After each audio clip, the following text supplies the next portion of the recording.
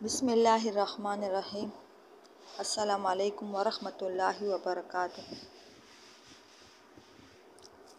حدیث میں آیا ہے کہ اعمال کی قبولیت نیت پر موقوف ہے۔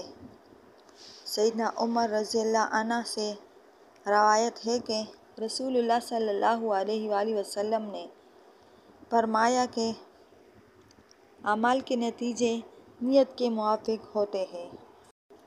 نبی صلی اللہ علیہ وآلہ وسلم نے فرمایا، اور ہر شخص کے لیے وہی ہے جو نیت کرے، لہٰذا جس کی ہجرت اللہ اور اس کے رسول کے لیے ہوگی تو اللہ کے ہاں اس کی ہجرت اسی کام کے لیے لکھی جاتی ہے جس کے لیے اس نے ہجرت کی۔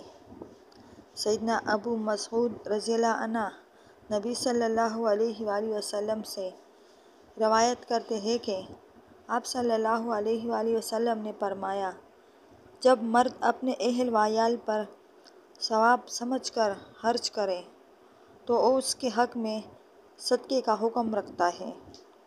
نبی کریم صلی اللہ علیہ وآلہ وسلم کا فرمانا کہ دین خیر خواہی کا نام ہے، یعنی اللہ تعالیٰ، اس کے رسول، ائمہ مسلمین کے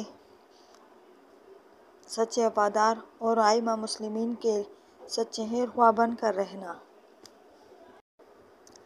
سیدنا جریر بن عبداللہ رضی اللہ عنہ سے روایت ہے کہ میں نبی صلی اللہ علیہ وآلہ وسلم کی خدمت میں حاضر ہوا اور کہا کہ آپ صلی اللہ علیہ وآلہ وسلم سے اسلام پر بیعت کرنا چاہتا ہوں، تو آپ صلی اللہ علیہ وآلہ وسلم نے مجھے اسلام پر قائم رہنے اور ہر مسلمان کی خیر خواہی کرنے کی شرط عائد کی۔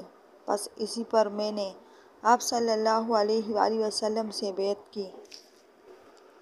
اللہ تعالیٰ ہمیں اور آپ سب مسلمانوں کو دین کی سمجھ عطا فرمائے اور شرک جیسے بڑے گناہ سے بچائے۔